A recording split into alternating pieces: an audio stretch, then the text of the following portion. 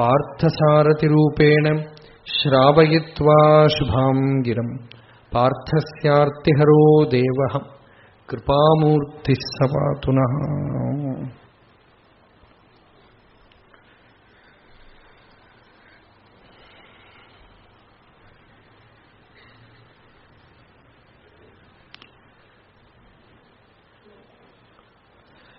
ഭഗവത് അനുഭൂതിയെ തന്നെ ഭക്തിയെന്നും ജ്ഞാനമെന്നും യോഗമെന്നും ഗുണാതീത സ്ഥിതി എന്നും സ്ഥിതപ്രജ്ഞ ലക്ഷണമെന്നൊക്കെ ഭഗവാൻ ഭഗവത്ഗീതയിൽ പല പല സ്ഥലങ്ങളിലായിട്ട് പറഞ്ഞു.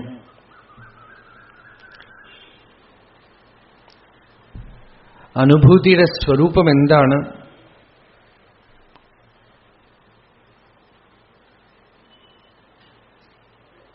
എന്നുവെച്ചാൽ അത് അനുഭവിച്ച് തന്നെ അറിയണം, അല്ലേ? എന്ത് അനുഭവമാണെങ്കിലും ഒരു ഭക്ഷണപദാർത്ഥമാണെങ്കിലും രുചിച്ച് തന്നെ അറിയണം.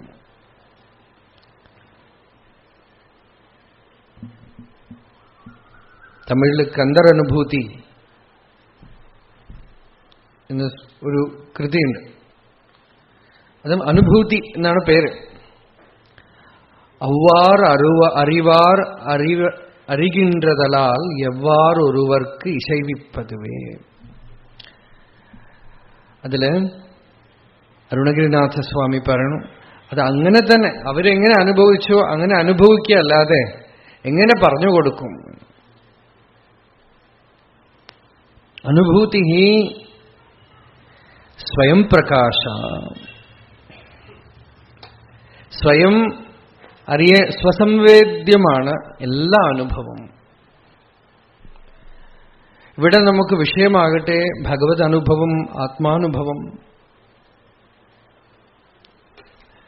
സമസ്ത വേദാർത്ഥ സാരസംഗ്രഹഭൂതം എന്ന് ഭഗവത്ഗീതയ്ക്ക് ആചാര്യസ്വാമികൾ വിശേഷണം കൊടുത്തു.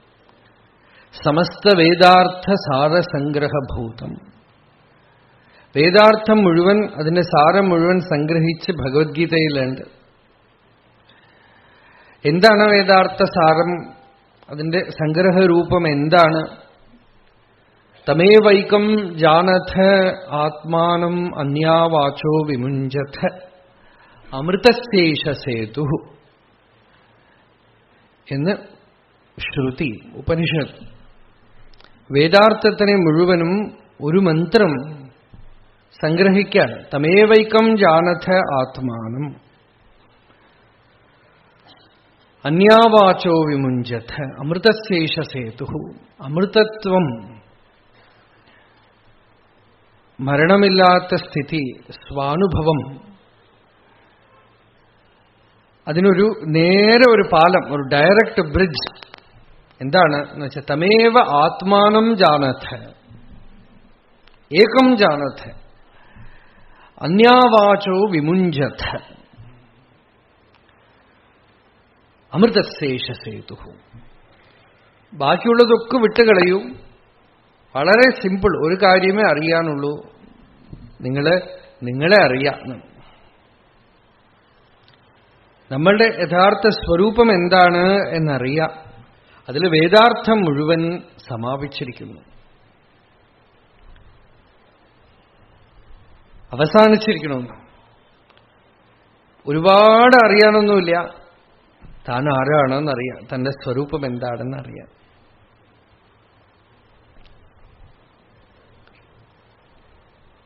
അങ്ങനെ അറിഞ്ഞാൽ എന്താ പ്രയോജനം? തത്രൈവ ശാന്തി ആനന്ദ സ്വരൂപപ്രാപ്തി എത്ര. എവിടെയാണോ സ്വരൂപപ്രാപ്തിയുള്ളത് അവിടെയാണ് ശാന്തി, അവിടെയാണ് ആനന്ദം, അവിടെയാണ് നിറവ്, സമ്പൂർണമായ തൃപ്തി, സന്തോഷം.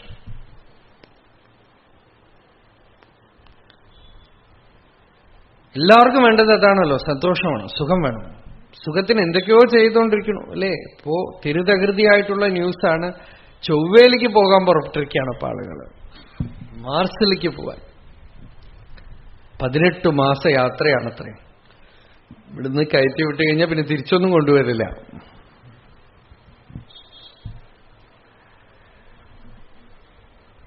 ഇതിലൊക്കെയാണ് ഉത്സാഹം. പുറത്ത് വളരെ സിമ്പിളായിട്ട് ഡയറക്റ്റ് ആയിട്ടുള്ളത് ആളുകൾക്ക് ദൃഷ്ടി പോവില്ല. പുറത്ത് എവിടെയെങ്കിലുമൊക്കെ പോണോ, എത്ര വേണമെങ്കിൽ പോകും. ആത്മാനം ജാനഥ അന്യാവാചോ വിമുഞ്ചഥ അമൃതശേഷ സേതു. ആത്മാ എന്നും ഭഗവാൻ എന്നും ബ്രഹ്മമെന്നും പല പേര് പറഞ്ഞു വിളിക്കണം അല്ലേ? ഭക്തി എന്ന് പറഞ്ഞാൽ എന്താ? ഭഗവത് അനുഭവം. വദന്തി തത്വവിദഃ തത്വം യജ്ഞാനം അദ്വയം ബ്രഹ്മേതി പരമാത്മേതി ഭഗവാനിതി ശബ്ദ്യത്തെ. ബ്രഹ്മമെന്നും പരമാത്മാവെന്നും ഭഗവാനെന്നും ശബ്ദ്യത്തെ എന്ന് പറഞ്ഞാൽ വേദം പറയണമെന്നർത്ഥം. ശബ്ദ നാമ വേദ. വേദം പറയണു. ബ്രഹ്മം പറയുന്നു, പരമാത്മാവ് എന്ന് പറയുന്നു, ഭഗവാൻ എന്ന് പറയുന്നു. അതിന്റെ സ്വരൂപം എന്താണ്? അദ്വയം ജ്ഞാനം, രണ്ടില്ലാത്തതായ ജ്ഞാനം, ശുദ്ധമായ ചൈതന്യം, ബോധം. അതിനെ ഭഗവാൻ എന്നും പരമാത്മാവെന്നും വിളിക്കുന്നു. അതിന്റെ അനുഭവം തന്നെയാണ് ഭക്തി.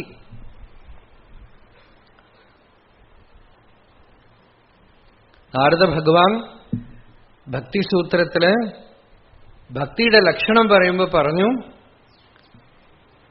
യല്ലബ്ധ്വാ പുമാൻ മത്തോ ഭവതി സ്തബ്ധോ ഭവതി തൃപ്തോ ഭവതി ആത്മാരാമോ ഭവതി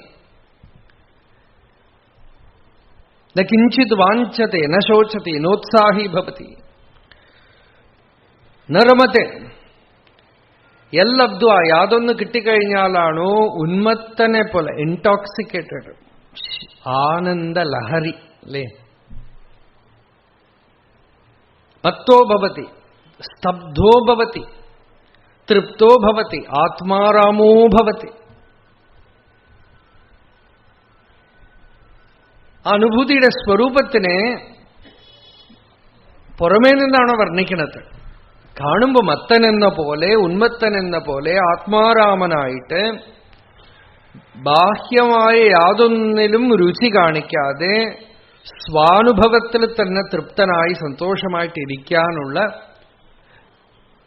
ഒരു അനുഭൂതി സ്ഥിതി മനുഷ്യന് സാധ്യമാണ് എന്നുള്ളതാണ് മനുഷ്യജന്മത്തിന്റെ മഹിമ.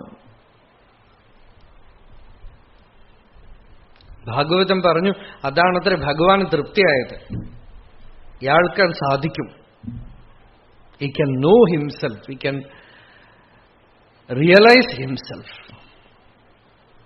ഇത് വേറെ ഒരു പ്രാണികൾക്ക് സാധ്യമല്ലാത്ത ഒരു കഴിവ്, ബ്രഹ്മാവലോകധിഷണം ഇവനുണ്ട് എന്ന് കണ്ട് ഭഗവാന് തന്നെ സൃഷ്ടി പൂർണ്ണമായി എന്നൊരു തൃപ്തി വന്നു.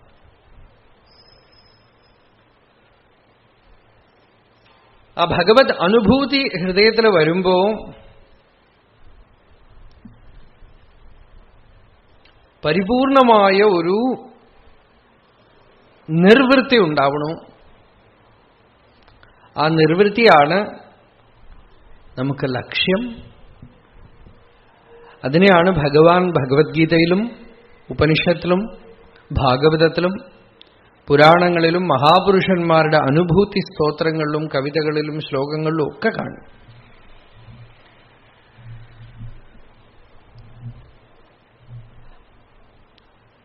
ആ അനുഭവത്തിനെ ലക്ഷ്യമാക്കി വെച്ചുകൊണ്ട് വേദം കർമ്മം, ഉപാസന, ജ്ഞാനം എന്ന് മൂന്നും വിധിച്ചു. അതുകൊണ്ട് ഭഗവാൻ ഗീതയിലും ഈ മൂന്നും പറഞ്ഞു, കർമ്മം, ഉപാസന, ജ്ഞാനം.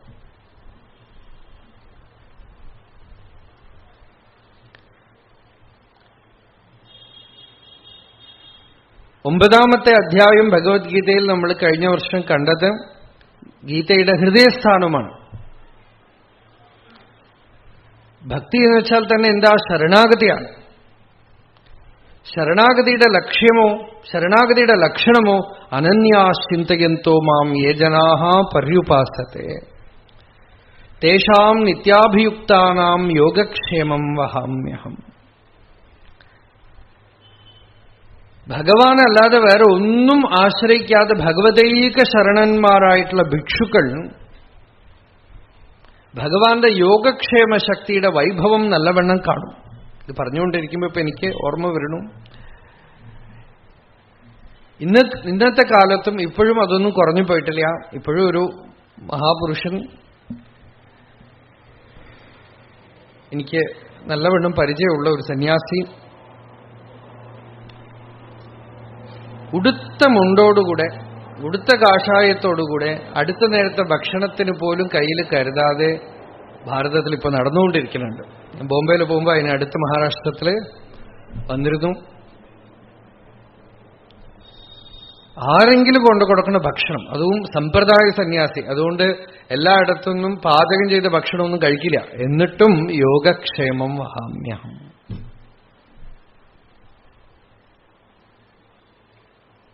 അടുത്ത നേരത്തെ ആഹാരം എവിടെ കിട്ടുന്ന അറിയില്ല. നമ്മളെ ആരോ നോക്കുക എന്ന് വിചാരിച്ച് എല്ലാം അറേഞ്ച് ചെയ്ത് ഡെപ്പോസിറ്റ്, ഇൻഷുറൻസ്. ഉടുത്ത തുണ്ട്, ഉടുത്ത കാഷായത്തോടുകൂടിയുള്ള യാത്രയാണ്. എവിടെയോ കിടക്കണു, പോയിക്കൊണ്ടേയിരിക്കണു. അതും ഒരു കാലത്തിൽ വലിയ ഓഫീസറായിട്ട് ഇരുന്ന ആളാണ്. ഭഗവാന്റെ കൃപാശക്തി എപ്പോഴാണോ ഒരാളെ ആ സ്ഥിതിക്ക് കൊണ്ടുവരിക എന്ന് പറയാൻ വയ്യ.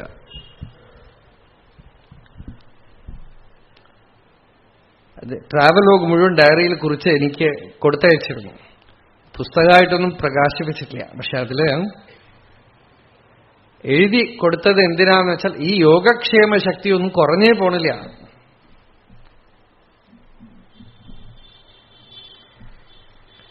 യോഗക്ഷേമധുരന്ധരസ്യ സകലശ്രേയപ്രദോദ്യോഗിനഃ ദൃഷ്ടാദൃഷ്ടമതോപദേശകൃതിനഃ ബാഹ്യാന്തരവ്യാപിനഃ സർവജ്ഞസ്യ ദയാകരസ്യ ഭവതഃ കിം വേദിതവ്യം മയാ ശംഭോ ത്വം പരമാന്തരംഗ ഇതി മേ ചിത്തേ സ്മരാമ്യന്വഹം. ശിവാനന്ദ ലഹരിയിലെ ഒരു ശ്ലോകം ഭഗവാന്റെ അടുത്ത് പറയാണ്. ഭഗവാൻ ആരാണെന്ന് വെച്ചാൽ യോഗക്ഷേമ ധുരന്ധര. ഈ ഭക്തന്റെ യോഗക്ഷേമം ഞാൻ നോക്കിക്കൊള്ളാം എന്ന് പറയുന്നത് കച്ച കിട്ടിയിരിക്കുകയാണെന്നാണ്. യോഗക്ഷേമ ധുരന്ധരസ്യ സകല ശ്രേയപ്രദോദ്യോഗിന. ചിലപ്പോൾ വിഷമങ്ങളും ബുദ്ധിമുട്ടുകളും ദുഃഖമൊക്കെ കൊടുക്കും. പക്ഷെ അതിന്റെയൊക്കെ ലക്ഷ്യം എന്താണെന്ന് വെച്ചാൽ ഇവൻ പ്രേയസ്സിൽ നിന്നു പോകാൻ പാടില്ല, ലോകത്തിലുള്ള കാര്യത്തിൽ മാത്രം നിൽക്കാൻ പാടില്ല. പരമശ്രേയസ്സിനെ കൊടുക്കാനായിട്ട് സകല ശ്രേയപ്രദോദ്യോഗിന ദൃഷ്ടാദൃഷ്ടമതോപദേശകൃതിന ബാഹ്യാന്തരവ്യാപിന. ഉള്ളിൽ ആത്മാവായും വെളിയിൽ എല്ലാവരുടെ ഹൃദയത്തിലും ഇരുന്നും പ്രവർത്തിക്കും. സർവജ്ഞസ്യ ദയാകരസ്യ ഭവതഃ കിം വേദിതവ്യം മയാ. സർവജ്ഞൻ, കരുണയെ സ്വരൂപമായിട്ടുള്ള ഭഗവാന്റെ അടുത്ത് ഞാൻ ഇനി എന്താ പോയി അറിയിക്കാന്നാണ്. ശംഭോ ത്വം പരമാന്തരംഗ ഇതി മേ ചിത്തേ സ്മരാമ്യന്വഹം. ഭഗവാൻ എന്റെ ഹൃദയത്തിലിരിക്കണു എന്ന് ഞാൻ ഓർത്തോളാം. ഹൃദയത്തിൽ ഭഗവാൻ ഈശ്വര സർവഭൂതാനാം ഹൃദ്ദേശേ അർജുന തിഷ്ഠതി. ആ സ്മരണ ഉണ്ടെങ്കിൽ ഭഗവാന്റെ യോഗക്ഷേമ ശക്തി നടത്തിക്കൊണ്ടേയിരിക്കുന്നു. തമേവ ശരണം ഗച്ഛ. ഇതാണല്ലോ 9ാമത്തെ അധ്യായം. രാജവിദ്യ രാജഗുഹ്യയോഗം. രാജഗുഹ്യം എന്ന് വെച്ചാൽ റോയൽ സീക്രട്ട്. ഈ ഭക്തി ഒരു സീക്രട്ടാണ്, ഭഗവത് അനുഭവം ഒരു സീക്രട്ടാണ്. എന്താ സീക്രട്ട് എന്ന് വെച്ചാൽ അത് ചെയ്യാതെ അറിയില്ല. എത്ര പുസ്തകം വായിച്ചാലും അറിയില്ല, അത് അനുഭവിക്കാതെ അറിയില്ല. ഓപ്പൺ സീക്രട്ടാണ്. എന്നുവെച്ചാൽ പറഞ്ഞു കൊടുത്താലൊന്നും മനസ്സിലാവില്ല. ഭഗവാന്റെ അതുകൊണ്ടാണ് എല്ലാം വിട്ടിട്ട് ഇറങ്ങണതേ. എന്താന്ന് വെച്ചാൽ യോഗക്ഷേമ ശക്തിയെ ഡയറക്റ്റായിട്ട് കോൺഫറൻറ്റ് ചെയ്യണമെങ്കിൽ അന്യ ആശ്രയാണാം ത്യാഗ. ബാക്കിയുള്ള ആശ്രയമൊക്കെ വിട്ടിട്ട് അങ്ങനെ നിൽക്കുക. അപ്പോഴാണ് ഭഗവാന്റെ ആശ്രയം നമുക്ക് ഉണ്ടെന്ന് അറിയാം. ഇതിപ്പോ നമ്മൾ ഇതൊക്കെ ആശ്രയം വെച്ചുകൊണ്ടിരിക്കുമ്പോൾ ഭഗവത് ആശ്രയം അറിയണില്ല. ഇപ്പോഴും ഭഗവാനാണ് ആശ്രയം, പക്ഷെ ഭഗവാനാണ് ആശ്രയം എന്ന് അറിയാൻ സാധിക്കണില്ല. എന്താന്ന് വെച്ചാൽ നമ്മൾ അവർ നോക്കും. അതുകൊണ്ടാണ് ഗോപികകൾ ഭാഗവതത്തിൽ പതി സുതാന്വയ ഭ്രാതൃ ബാന്ധവാൻ അതി വിലംഘ്യത്തെ അന്തി അച്യുത ആഗതാഹ. എല്ലാം വിട്ടിട്ട് ഭഗവാന്റെ അടുത്ത് വന്നു. നമ്മളെല്ലാം വിട്ടിട്ടില്ലെങ്കിലും എല്ലാം നമ്മളെ വിട്ടിട്ട് പോകും. ഭർതൃഹരി വൈരാഗ്യ ശതകത്തിൽ പറഞ്ഞു, അത് വിട്ടിട്ട് പോകുമ്പോൾ വല്ലാത്ത വേദന, നമ്മൾ വിട്ട ആനന്ദം. ഒരുപാട് വ്യത്യാസമുണ്ട്. എന്തായാലും വിട്ടുപോകും. അത് വിട്ടുപോകുമ്പോ താങ്ങാൻ വയ്യ, സഹിക്കാൻ വയ്യാത്ത വേദന. നമ്മൾ അങ്ങോട്ട് ഉള്ളുകൊണ്ട് അങ്ങോട്ട് സംഘം അങ്ങോട്ട് വിട്ടാ നിസ്സംഗത്വേ നിർമോഹത്വം, നിർമോഹത്വേ നിശ്ചലതത്വം, നിശ്ചലതത്വേ ജീവൻ മുക്തി. അകമയ്ക്ക് അങ്ങോട്ട് നിസ്സംഗമായ ആനന്ദം, തൃപ്തി, നിർവൃത്തി.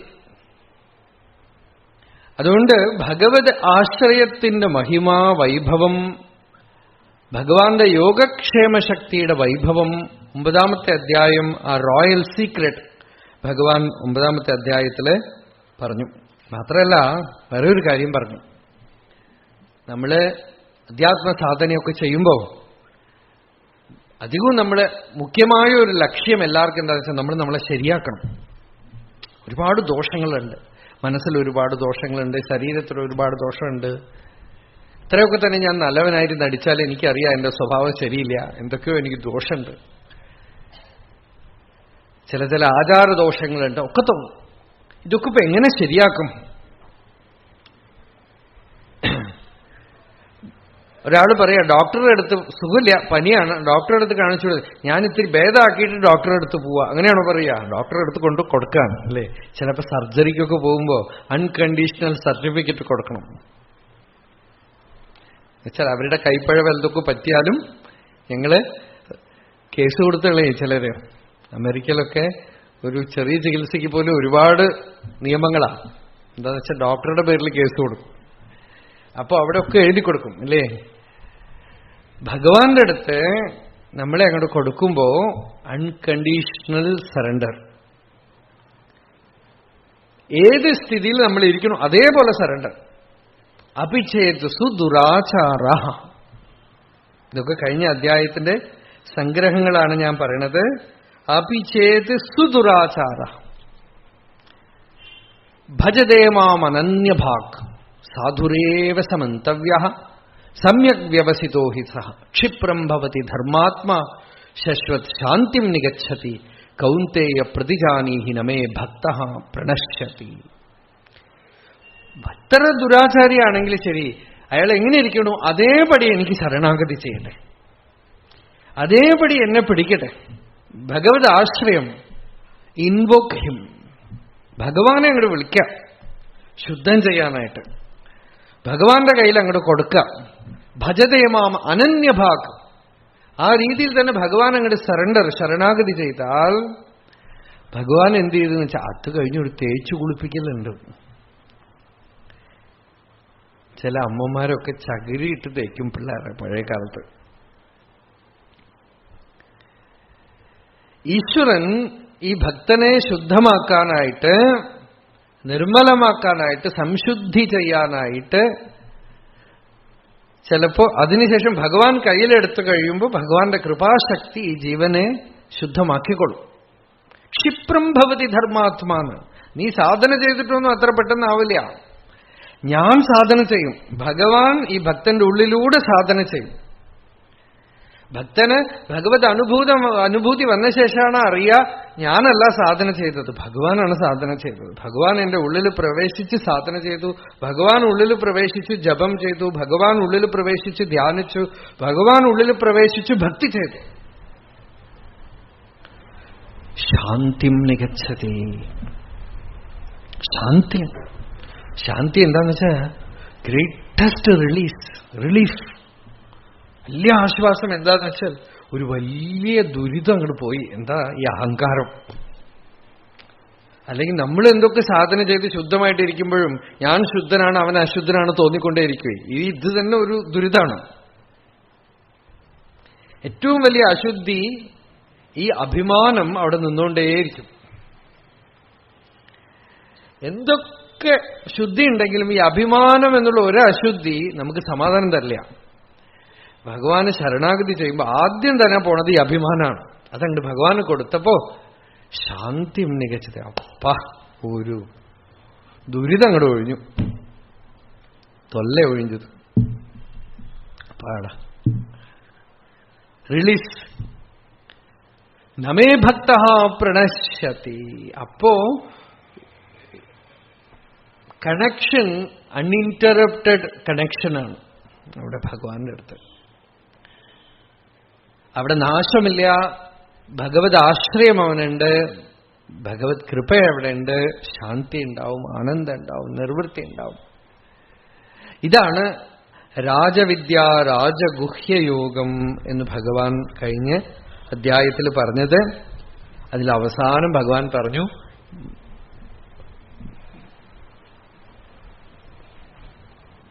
ഭജതേ മാം അനന്യഭാഗത്ത് പറഞ്ഞു. എങ്ങനെ ഭജിക്കേണ്ടതെന്ന് വെച്ചാൽ മന്മനാഭവ മദ്ഭക്തോ മദ്യാജി മാം നമസ്കുരു മാമേവൈഷ്യസി യുക്തൈവം ആത്മാനം മത്പരായണ.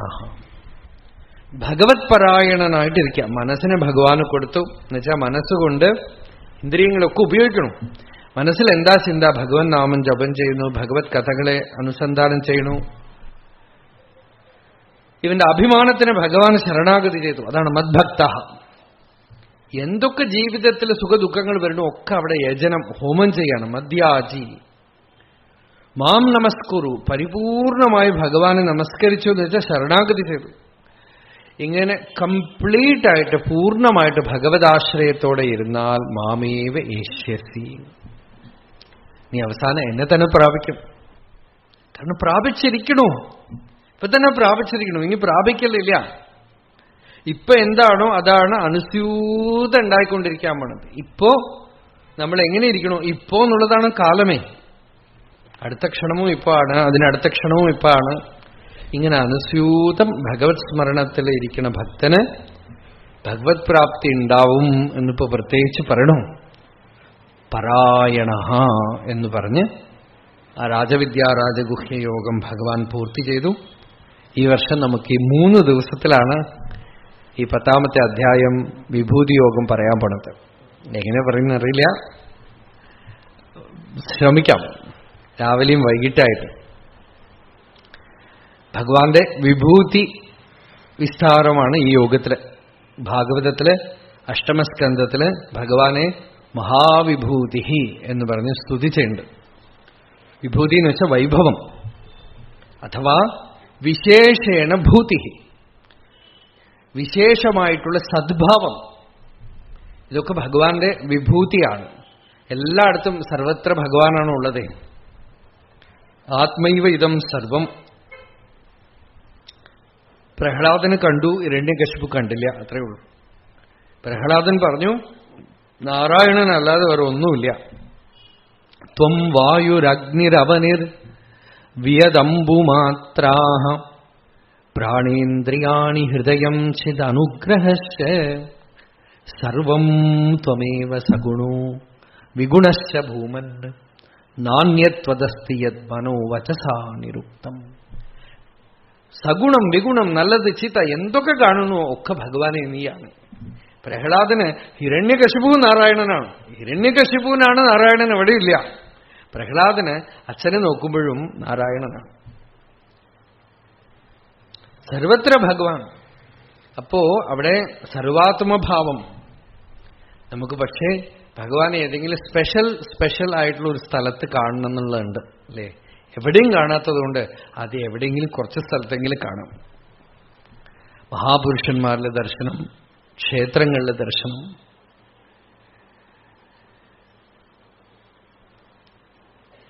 വിഭൂതിക്ക് ഒരു ഡെഫിനേഷൻ, ഒരു ലക്ഷണം പറയണമെങ്കിൽ എന്താന്ന് വെച്ചാൽ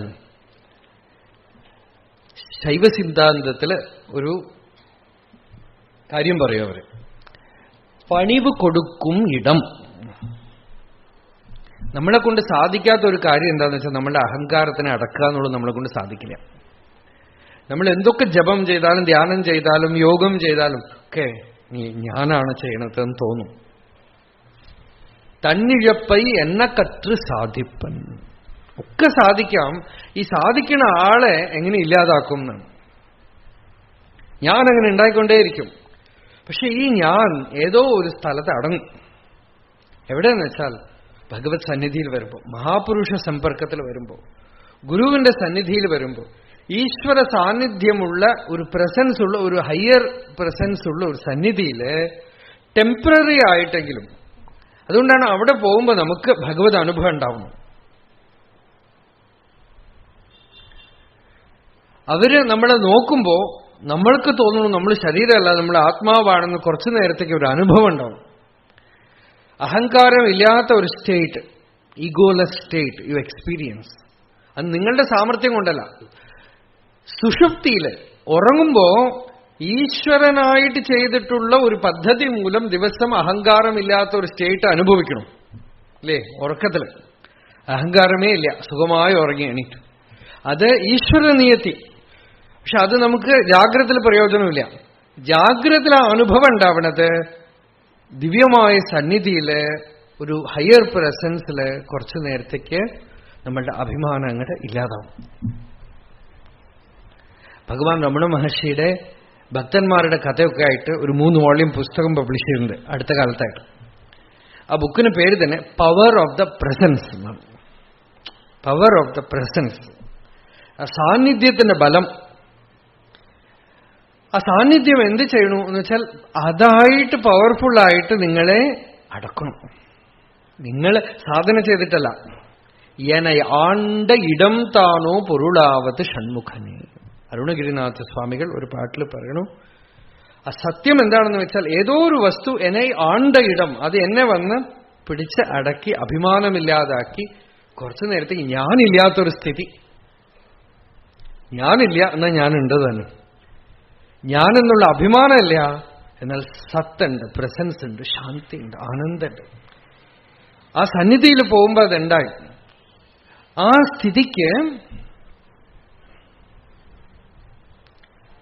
ആ സ്ഥിതി നമ്മൾ പരിചയപ്പെടണം. കുറച്ച് ലോകത്തിൽ മുഴുവൻ നമ്മൾ പരിചയപ്പെടേണ്ടത് പേഴ്സണാലിറ്റിയാണ്. ജനിച്ചത് മുതൽ നമ്മൾ പരിചയപ്പെട്ടിരിക്കുന്നത് പേഴ്സണാലിറ്റിയാണ്. ജനിച്ച ഉടനെ ഇന്ന പേര് എന്ന് വെച്ചു, പിന്നെ എല്ലാവരും ആ പേര് പറഞ്ഞു വിളിച്ചു. പിന്നെ ആളുകൾ പതുക്കെ പതുക്കെ നമ്മളുടെ അഹങ്കാരത്തിനെ പോഷിപ്പിച്ചുകൊണ്ടേയിരിക്കും. സൊസൈറ്റി എന്ന് പറയുന്നത് അതാണല്ലോ. സ്കൂളാവട്ടെ, കോളേജ് ആവട്ടെ, നീ ഫസ്റ്റ് വരണം, ബാക്കിയുള്ളവനെ പുറകെ തള്ളണം. ഇങ്ങനെ ലോകത്തിൽ ജീവിക്കാൻ പറ്റുള്ളൂ. അങ്ങനെ അഭിമാനം പ്രബലപ്പെട്ട് വരുന്നതിനെയാണ് നമ്മൾ കുട്ടിക്ക് വിവരം വെച്ചു വരുന്നു എന്ന് പറയണത്. നല്ല ബുദ്ധിയായിട്ടോ ഒക്കെ മനസ്സിലാവണമെന്ന് അല്ലേ? ഈ നായ്ക്കൾ കണ്ടിട്ടുണ്ടോ? കുട്ടി നായ്ക്കളെ വലിയ നായ കടിക്കാൻ പഠിപ്പിക്കും. കളിക്കുകയാണെന്ന് നമുക്ക് തോന്നും, അത് കടിക്കേണ്ടത് പഠിപ്പിച്ചോളൂ. അതുപോലെ നമ്മൾ നമ്മളുടെ കുട്ടികളുടെ അടുത്ത് ചെയ്യും ഓരോ സാധനം എടുത്ത് ഇത് എന്റെ ആണെന്ന് പറയും. അപ്പൊ കുട്ടി പറയും അല്ലല്ല എന്റെ ആണെന്ന് പറയും. അത് വേണം. നമ്മൾ അൺകോൺഷ്യസ്, നമ്മൾ കോൺഷ്യസ് ആയിട്ട് കുട്ടിയുടെ അടുത്ത് കളിക്കുകയാണെന്ന് വിചാരിക്കും. പക്ഷെ പതുക്കെ പതുക്കെ you are making him learn how to be egoistic, selfish. ഒരാൾ സ്വാർത്ഥമേ ഇല്ലാതിരുന്നാൽ നമ്മളിപ്പോ സാധു, ലോകത്തിൽ ജീവിക്കാനേ കൊള്ളില്ല. അങ്ങനെയാണ് ലോകം പഠിപ്പിക്കുന്നത്. അതുകൊണ്ട് തന്നെയാണ് സഫറിങ്, ദുഃഖം മുഴുവൻ അവിടെയാണ്. മൂല അവിദ്യ എന്നാണ്. ഈ അഹങ്കാരം തന്നെയാണ് മൂലാവിദ്യ. ക്യാൻസറിനെക്കാളും ഭയങ്കരമായ രോഗം. അതിനെ എവിടെ കൊണ്ട് കളയും? അതില്ലാത്ത ഒരു സ്റ്റേറ്റ് നമുക്ക് ലോകത്തിൽ ഒരു എക്സ്പീരിയൻസിലും ഇല്ല, സുഷുപ്തി അല്ലാതെ. ഈ ഡീപ്പ് സ്ലീപ്പ് സ്റ്റേറ്റ് അല്ലാതെ. ഡീപ്പ് സ്ലീപ്പ് സ്റ്റേറ്റ് നോക്കൂ, നമുക്ക് ദിവസം ഒരു ഡെമോൺസ്ട്രേഷൻ ആണ്. ഈഗോ പോയി, എല്ലാ അനർത്ഥവും പോയി. ഏത് വിഷമം പിടിച്ച ദിവസമാണെങ്കിലും, ഏത് ദുഃഖമുള്ള ദിവസമാണെങ്കിലും അതിനകത്തേക്ക് പോയാൽ സുഖം. എണീറ്റ ഉടനെ ഈ അഹങ്കാരം വന്നു, ദുഃഖം വന്നു, വിഷമങ്ങൾ വന്നു, അനർത്ഥം വന്നു, എല്ലാ പ്രശ്നവും വന്നു. ഞാൻ, നീ, അവൻ, എല്ലാം വന്നു. എന്നുവെച്ചാൽ കിടന്നുറങ്ങാൻ പറ്റുമോ? പറ്റില്ല. അപ്പൊ ജാഗ്രത, കോൺഷ്യസ് ആയിട്ട് ഞാൻ, നീ ഒന്നുമില്ലാത്ത ഒരവസ്ഥയാണ് ഭഗവാൻ ഗീതയിൽ യോഗം എന്ന് പറഞ്ഞത്. പ്രജ്ഞ, ത്രിഗുണാതീത സ്ഥിതി, ഭക്തി, ജ്ഞാനം, സമാധി എന്നൊക്കെ പല പേര് പറഞ്ഞു വിളിച്ചു. സമമായ സ്ഥിതി, സാധാരണ ഭാഷയിൽ പറഞ്ഞ നോർമൽ സ്റ്റേറ്റ് എന്ന് പറയണമെന്ന്. നമ്മളുള്ളതാണ് ഒരു അബ്നോർമൽ സ്റ്റേറ്റ്. നോർമൽ സ്റ്റേറ്റ് ശാന്തി, സമാധാനം, സന്തോഷം. എന്താണെന്ന് വെച്ചാൽ അഭിമാനം പോയി. ഭക്തിയുടെ ഒക്കെ പരമ ലക്ഷ്യം അത് മാത്രമാണ്. അഭിമാനം പോയി. അഹന്തൈ ഉരു അഴിതൽ മുക്തി. ഭഗവാൻ രമണ ഭഗവാൻ ഉള്ളത് 40 അവസാനിക്കുന്നത് അങ്ങനെയാണ്. അഹന്തൈ ഉരു അഴിതൽ മുക്തി. அகங்காரம் போயிடுத்தான முக்தி ஆயிடுத்து. அகங்காரம் இருக்கிற வேற துக்கம் தான். அகங்காரத்தையோ அகங்காரத்துக்கு அழிச்சுக்கவே முடியாது. அகங்காரமே தான் சாதனை பண்றது, அகங்காரமே தான் ஜபம் பண்றது, அகங்காரமே தான் பிராணாயாமம் பண்றது. எப்படி அழிச்சுக்கும்? അഹങ്കാരം കൊണ്ട് അഹങ്കാരത്തിനെ ഇല്ലാതാക്കാൻ സാധിക്കില്ല. അത് എന്ത് ചെയ്താലും ഞാൻ ചെയ്യണമെന്ന് പറഞ്ഞുകൊണ്ടിരിക്കും. അപ്പോ അതൊരു ഹയർ പ്രസൻസിൽ പോകുമ്പോ ഒരു പ്രത്യേക സുഖം വരും. അതിനാണ് നമ്മൾ സത്സംഗം എന്ന് പറയുന്നത്. സത്സംഗത്തിൽ എന്താവണമെന്ന് വെച്ചാൽ ഞാനില്ല എന്നാ ഞാനുണ്ട്, അങ്ങനെ ഒരു സ്റ്റേറ്റ്. അവിടെ പോകുമ്പോ ഞാനില്ല, പക്ഷെ അപ്പോഴാണ് ഞാൻ പൂർണ്ണമായിട്ടുള്ളത്. അഹന്തൈ അഴിന്ത് അഹന്തൈ മിഞ്ചും. അഹങ്കാരമില്ല എന്നുവെച്ചാൽ അഹമുണ്ട്, ഞാനുണ്ട്, ശാന്തിയുണ്ട്, ഒരു നിറഞ്ഞ സ്ഥിതിയുണ്ട്. ഇത് ഒരു പ്രാവശ്യം 2 പ്രാവശ്യം അനുഭവിക്കും. പക്ഷേ നമ്മളത് ശ്രദ്ധിക്കില്ല. അതിങ്ങനെ വന്നു പോകുമ്പോൾ ശ്രദ്ധിക്കില്ല. സത്സംഗം നല്ല സുഖമായിരുന്നു എന്ന് പറഞ്ഞ് പിന്നെ അതിനെ അങ്ങോട്ട് മാനസികമാക്കും. പിന്നെ അടുത്ത പ്രാവശ്യം സത്സംഗം വരുമ്പോൾ യു അഗെയിൻ കം. ഒരു തീർത്ഥസ്നാനം പോലെയാണത് അതിലേക്ക്. അപ്പോ ഇതിൽ ഇരുന്ന് അവസാനം എന്താവെന്ന് വെച്ചാൽ ആ സ്റ്റേറ്റുമായിട്ട് നമുക്കൊരു അക്ലമറ്റൈസേഷൻ വരും. കേദാറിലും മുകളിലൊക്കെ പോയാൽ ശ്വാസം മുട്ടുവേ, അപ്പൊ ഓക്സിജനൊക്കെ കൊണ്ടുപോകില്ലേ. എന്താന്ന് വെച്ചാൽ അക്ലമറ്റൈസേഷൻ ആയിട്ടില്ല എന്നാണ് പറയുന്നത്. പതുക്കെ ഈ അഭിമാനമില്ലാത്ത സ്ഥിതിയിൽ ഒരു അക്ലമറ്റൈസേഷൻ, സ്വരൂപസ്ഥിതി, സഹജസ്ഥിതിയിൽ ഒരു അക്ലമറ്റൈസേഷൻ വരണം. അതിനാണ് തിരുമന്ദിരത്തിലെ ഒരു പാട്ട് ചില ശിവൻകോവിലൊക്കെ എഴുതി വെച്ചിട്ടുണ്ടാവും തമിഴ്നാട്ടിൽ. നാടും നഗരമും നത്തിരുക്കോയിലും തേടി തിരിന്ത് ശിവപെരുമാൻ എന്ന് പാടുമിൻ.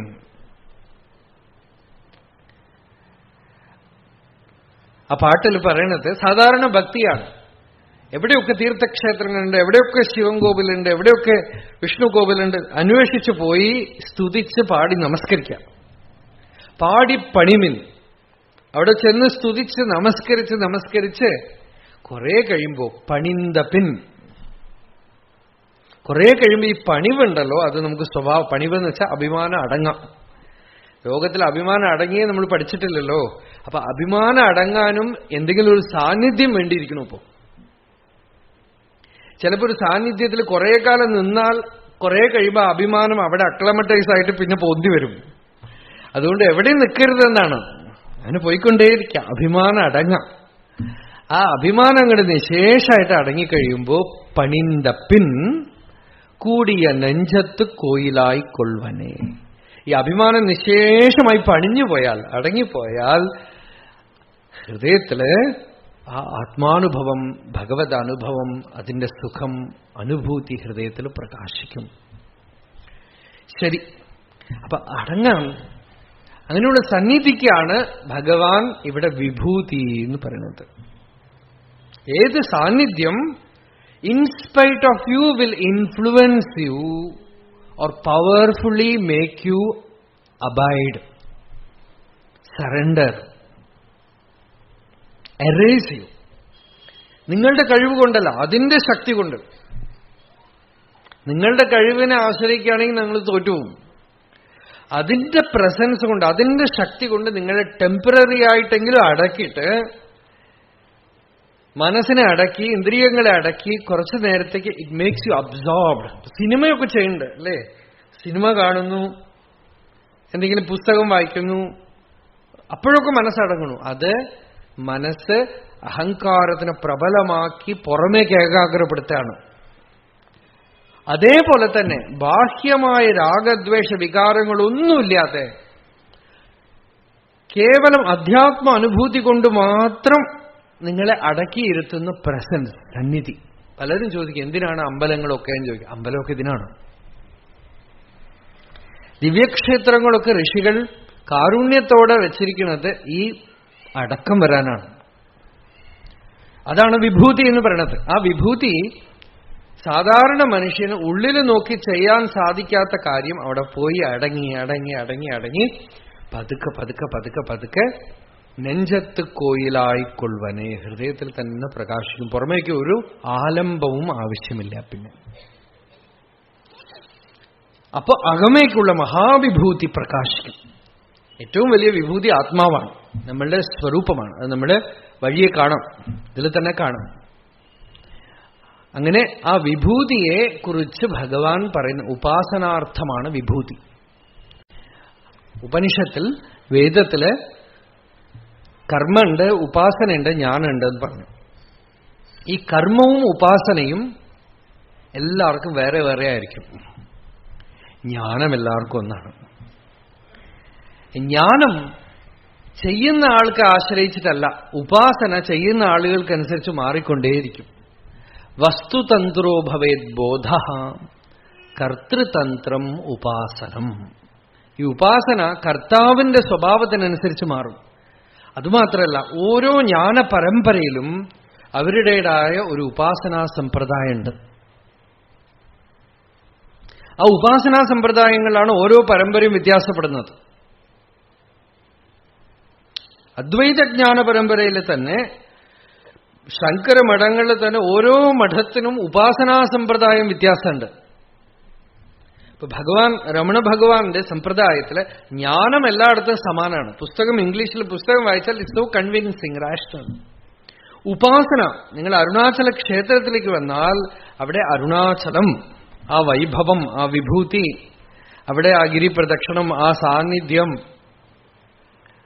ആ സന്നിധി, അത് അവിടുത്തെ രഹസ്യമാണ്. രഹസ്യം എന്ന് വെച്ചാൽ ഉപാസനയാണ്. ഭാഗവതത്തില് ചതുശ്ലോകി ഭാഗവതം പറയുമ്പോൾ ഭഗവാൻ എന്തൊക്കെ ഉപദേശിച്ചു കൊടുത്തു എന്ന് പറയുമ്പോൾ ജ്ഞാനം, വിജ്ഞാനം, തദംഗം, രഹസ്യം എന്നൊക്കെ പറയുന്നുണ്ട്. അതിൽ ഈ രഹസ്യം എന്ന് വെച്ചാൽ ഈ ഉപാസനയാണ്. അത് ഓരോ സമ്പ്രദായത്തിനും വേറെയാണ്. അത് ഒരു സമ്പ്രദായത്തിന്റെ രഹസ്യം എന്താണെന്ന് ആ സമ്പ്രദായത്തിൽ പോയാലേ മനസ്സിലാവുള്ളൂ. ആ ഉപാസന എന്താണെന്ന് ആ സമ്പ്രദായത്തിൽ പോയാലേ മനസ്സിലാവുള്ളൂ. ആ രഹസ്യം, ആ ഉപാസനയ്ക്കുള്ള വഴിയെ ആണ് വിഭൂതി എന്ന് ജനറൽ കാറ്റഗറി ആയിട്ട് ഭഗവാൻ കുറച്ച് പറഞ്ഞു. എവിടെ എവിടെ ഭഗവത് സാന്നിധ്യം കിട്ടുമോ അതൊക്കെ വിഭൂതി. ആ വിഭൂതി നമുക്ക് നമ്മളുടെ ഭാവമണ്ഡലത്തിന് ഒരു ആലംബമാണ്, ഒരു ആശ്രയമാണ്. ജ്ഞാനമും ഒരു വിളക്ക് കൊളുത്തണമെങ്കിൽ ഒരു തിരി വേണം, വിളക്ക് വേണം, എണ്ണ വേണം, എല്ലാം വേണം. ജ്ഞാനം ഈ ദീപം പോലെയാണ്. അത് ഈ തിരി, എണ്ണ, വിളക്ക് ഒക്കെ പോലെ ഉപാസനയൊക്കെ അതുപോലെയാണ്. അനുകൂല സാഹചര്യം സൃഷ്ടിക്കുകയാണ്. ആ സാഹചര്യം സൃഷ്ടിക്കുമ്പോൾ യയാ യയാ ഭവേത് പുംസാം വ്യുത്പത്തി പ്രത്യഗാത്മനി സാ സൈവ പ്രക്രിയാജ്ഞേയ. ആ ഉപാസന എന്ന് പറയുന്നത് ഇതിന് മുഴുവനുള്ള ഒരു അനുകൂല സാഹചര്യം ഉണ്ടാക്കുകയാണ്. ആ അനുകൂല സാഹചര്യം ആണ് ഉപാസന എന്ന് പറയുന്നത്. ഇപ്പൊ ഭഗവൻ നാമ ജപം എന്ന് പറയുന്നത് ഉപാസന, ഭക്തി ഉപാസനയാണ്. അതിനൊരു ആശ്രയം വേണം, ഒരു ആലംബം വേണം. ആ ആലംബത്തിനെയാണ് ഭഗവാൻ ഇവിടെ വിഭൂതി എന്ന് പറയുന്നത്. നമ്മൾ തുടർന്ന് ഈ അധ്യായത്തിൽ കാണാം. ശ്ലോകം വായിക്കാം, പതിവ് പോലെ ചൊല്ലാം. ശ്രീ ഭഗവാൻ ഉവാച ഭൂയ ഏവ മഹാബാഹോ ശൃണു മേ പരമം വചഃ യത്തേഹം പ്രീയമാണായ വക്ഷ്യാമി ഹിതകാമ്യയാ. ശ്രീ ഭഗവാൻ ഉവാച. ശ്രീ ഭഗവാൻ പറഞ്ഞു. എന്താ പറഞ്ഞെന്ന്? ഹേ മഹാബാഹു. അർജുനനെ സംബോധന ചെയ്യാണ്. മഹാബാഹു. കൈ എപ്പോഴും ലോകത്തില് പ്രവൃത്തി ചെയ്യുന്നതിന്റെ ഒരു ലക്ഷണമാണല്ലോ. അയം മേ ഹസ്തോ ഭഗവാൻ, അയം മേ ഭഗവത്തരഃ. ശ്രീരുദ്രം വേദം പറഞ്ഞു ഈ കൈ എനിക്ക് ഭഗവാനാണെന്ന്. ഇത് ഭഗവാനും മേലെയാണെന്ന് പറഞ്ഞു. അതിന് വ്യാഖ്യാനക്കാര് പറയണത് എന്താണെന്ന് വെച്ചാൽ, ഭഗവാൻ അഭിഷേകം ചെയ്യുമ്പോൾ ഇങ്ങനെയാണല്ലോ വരിക, പുഷ്പ അർച്ചന ചെയ്യുമ്പോൾ ഇങ്ങനെ അല്ലേ, ഇങ്ങനെ ഭഗവത് തരഹ അയം മേ ഹസ്തോ ഭഗവാൻ. കയ്യൂക്കൊണ്ടാണല്ലോ കാര്യം നടത്തുന്നത്. അപ്പൊ നമ്മൾ ലോകത്തിൽ പലതും സാധിക്കാൻ പവറുള്ളവരാണ്. നമ്മളൊക്കെ മഹാബാഹുക്കളാണ്. പല കാര്യങ്ങളും ചെയ്തു, പല കാര്യങ്ങളും നേടിയെടുത്തു, എല്ലാം നേടിയെടുത്തു. പക്ഷെ സിമ്പിൾ ആയിട്ടുള്ള ഒരു കാര്യം അവസാനമാകുമ്പോഴും ബാക്കി നിൽക്കണം. എന്താന്ന് വെച്ചാൽ സമാധാനമായിട്ടിരിക്കുകയാണ്. എന്തൊക്കെയോ വലിയ വലിയ കാര്യം സാധിച്ച ആളുകൾ അവസാനം പറയണത്, in the course of events I lost peace of mind. Nobel prize വരെ കിട്ടി, സമാധാനമല്ല. എന്തൊക്കെയോ നേടിയെടുത്തു, സമാധാനമില്ല, ശാന്തിയില്ല. ഓടി നടന്ന് ലോകത്തിൽ പ്രവൃത്തി ചെയ്തു, സമാധാനമല്ല. നമ്മളുടെ പഴയ ആളുകള് ഒരു സ്ഥലത്തിരുന്ന് ഊണ് കഴിച്ച് അനുഷ്ഠാനം ചെയ്ത് ജപം ചെയ്ത് സമാധാനമായിട്ടിരുന്നു. അവർക്ക് പവറും, നമ്മൾ ലോകത്തിൽ എത്ര കണ്ട് നമ്മളെ മറ്റുള്ളവർ അറിഞ്ഞു, ഇതൊന്നും കാര്യമില്ല. 1,00,000 പേര് നമ്മളെ സ്തുതിച്ചാൽ നമുക്ക് ആത്മാനന്ദം വരുമോ? ഒന്നും വരില്ല. ആളുകൾ വിചാരിക്കുന്നത് ഫെയിമാണ് ഇതിന്റെ അറ്റൈൻമെന്റ് എന്നാണ്. 4 പേര് പുകഴ്ത്തിയാ വലിയ കാര്യമായി. അതൊരു തരം പനിഷ്മെന്റാണ്, ശിക്ഷ. അതൊന്നും സമാധാനത്തിനുള്ള വഴിയല്ല. ഒക്കെ നേടിയെടുക്കാം, ലോകം മുഴുവൻ നേടിയെടുത്തു. തതയ്ക്കും തതയ്ക്കും തതയ്ക്കും എന്തൊക്കെയോ കിട്ടിയിട്ട് പിന്നെ എന്താ, പിന്നെ എന്ത് പ്രയോജനം? ഉള്ളിൽ ശാന്തി ഇല്ലെങ്കിൽ, ആനന്ദമില്ലെങ്കിൽ ഇതൊക്കെ നേടിയെടുത്തിട്ട് എന്ത് കാര്യം? ഒരുപാട് പഠിച്ചൊക്കെ കഴിഞ്ഞു, സമാധാനമില്ല, എന്ത് പ്രയോജനം? നഹി നഹി രക്ഷതി ഡുക്രിഞ്ഞിക്കരണി. അല്ലെ ശങ്കരാചാര്യർ ഭജഗോവിന്ദത്തിൽ ആദ്യത്തെ ശ്ലോകത്തില് പഠിപ്പിനെയാണ് പിടിച്ചത്. സാധാരണ പണം, ഭോഗം, ഇതൊക്കെയാണ് പറയാ, ഏഷണാത്രയം എന്ന് പറഞ്ഞ്. ആചാര്യസ്വാമി ആദ്യം പിടിച്ചത് ഈ വിദ്യാഭ്യാസത്തിനെയാണ്. ഇത്രയൊക്കെ പഠിച്ച് ഇതൊന്നും രക്ഷിക്കില്ല. അപ്പ നഹി നഹി രക്ഷതി.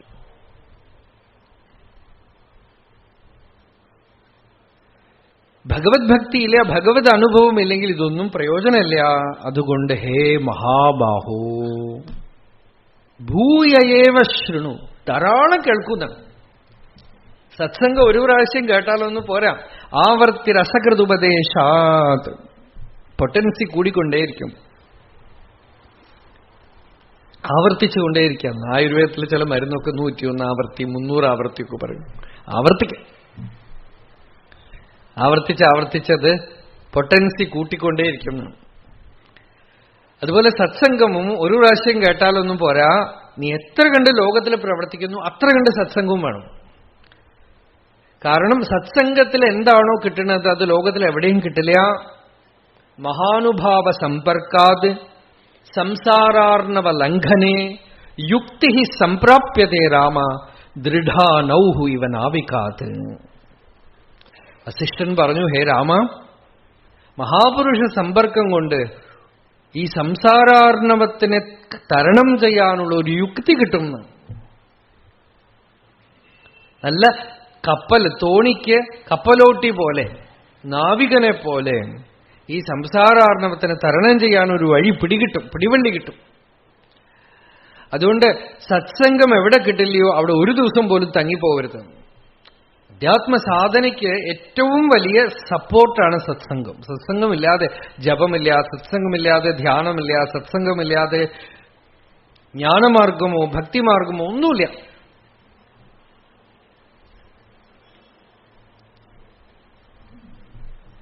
സത്സംഗം എന്ന് വെച്ചാൽ ഇങ്ങനെ ഇരിക്കുന്ന പ്രഭാഷണം മാത്രമല്ല, ഏകാന്തമായിട്ട് ഇരുന്ന് സ്വാനുഭൂതി സമ്പന്നന്മാരായ മഹാപുരുഷന്മാരുടെ അടുത്ത് ഒരു കോണ്ടാക്ട് വരണം. അവർ ചീത്ത പറഞ്ഞാലും ശരി, എന്തെങ്കിലും ലോകവർത്തമാനം പറഞ്ഞുകൊണ്ടിരുന്നാലും ശരി, സത്സംഗമാണ്. അതുകൊണ്ട് സത്സംഗം ഒരു വലിയ അനുകൂലമാണ്. ഭഗവാൻ അർജുനനോട് പറഞ്ഞു, ഭൂയയേവ ശൃണു, ഹേ മഹാബാഹോ ശൃണു മേ പരമം വചഃ, എന്റെ ഈ പരമമായ വാക്ക് നീ കേൾക്കാം.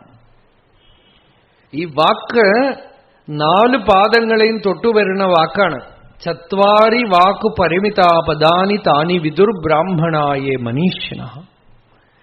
സദ്ഗുരു ഉപദേശിക്കുമ്പോ ആ വാക്ക് നാഭീഹൃത് കണ്ഠരസന, സ്വാനുഭൂതിയിൽ നിന്നും വീര്യവത്തരം ഭവതി, സ്വാനുഭവത്തിൽ നിന്നും വരുന്ന വാക്ക് ആ ശബ്ദത്തിനൊരു അചിന്ത്യശക്തി ഉണ്ടാവുന്നു. ആ അചിന്ത്യശക്തി ഡയറക്റ്റായിട്ട് അർത്ഥപരിജ്ഞാനം, അർത്ഥപ്രകാശം കൊടുക്കാനുള്ള ശക്തി അതിനുണ്ട്, സ്ഫോടം. അതുകൊണ്ട് ശൃണുമേ പരമം വചഃ, ഞാൻ പറഞ്ഞ ഈ വാക്ക് നീ കേൾക്കൂ. ഇപ്പൊ എന്തിനാ ഭഗവാൻ ഇപ്പൊ ഇത്രക്കും മെനക്കിട്ട് പറയണത്? യഥേഹം പ്രിയമാണായ വക്ഷ്യാമി ഹിതകാമ്യയാം. ഗുരുവിന് ശിഷ്യന്റെ അടുത്ത് ഇപ്പൊ എന്താ ഇപ്പൊ കിട്ടാനുള്ളത്? എന്തെങ്കിലും കിട്ടുന്നു വന്നിട്ടാണോ? എന്തെങ്കിലും പ്രയോജനം ഉണ്ടായിട്ടാണോ? നിനക്ക് എന്റെ അടുത്ത് പ്രീതിയുണ്ട്, എനിക്ക് നിന്റെ അടുത്ത് പ്രിയമുണ്ട്, നിനക്ക് പരമഹിതം നല്ലത് വരണം, നീ എങ്ങനെയെങ്കിലുമൊക്കെ ഈ സംസാരത്തിൽ നിന്നും വിമുക്തനാവണം, ഉത്തീർണനാവണം എന്നുള്ള ഒരേ ഒരു കാംക്ഷയോടുകൂടെ വക്ഷ്യാമി ഹിതകാമ്യയ നതു പ്രിയകാമ്യയ. ഹിതകാമ്യയ, നിനക്ക് ഹിതം വരണം, മംഗളം വരണം, നല്ലത് വരണം, നീ എങ്ങനെയെങ്കിലുമൊക്കെ രക്ഷപ്പെട്ടു പോകണം, വേറെ ഒരു പർപ്പസും ഇല്ല.